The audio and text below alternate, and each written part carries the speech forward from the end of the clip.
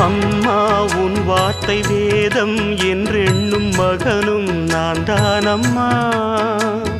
உலவும் என் கோயில் பேசும் என் தெய்வம் உலகில் நீதானம்மா.